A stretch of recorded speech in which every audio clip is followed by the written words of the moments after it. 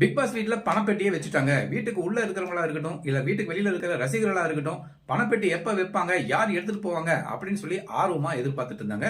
அந்த பணப்பெட்டியை இன்னைக்கு ₹1,00,000 அமௌண்ட்ல இருந்து ஆரம்பிச்சு வச்சிருக்காங்க. இது இன்னைக்கு முடிஞ்ச வரையும் 5ல இருந்து ₹7,00,000 வரையும் தான் போகும் போல தெரியுது. மறுபடியும் இந்த பணப்பெட்டி நாளைக்கும் தொடரும். நாளைக்கு அந்த அமௌண்ட் வந்து ஏறப்போகுது. அது 10 லட்சத்துக்கு மேல போச்சு, 10ல இருந்து 12 லட்சம் இல்ல அதுக்கு மேல போகுது அப்படின்னா கண்டிப்பா அந்த வீட்ல இருந்து ஒருத்தரை எடுத்துட்டு ஈஸியா போயிருவாங்க.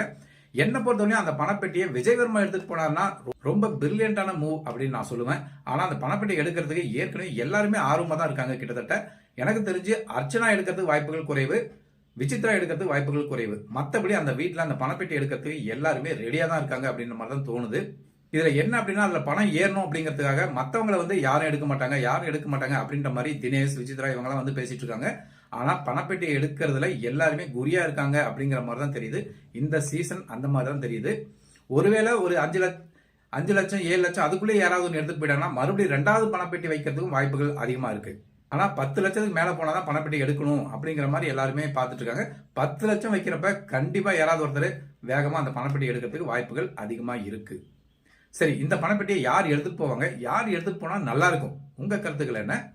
இந்த மாதிரி யார் எலிமினேஷன் ஆகணும், அதை பத்தியும் உங்க கருத்துக்களை கமெண்ட் பண்ணுங்க.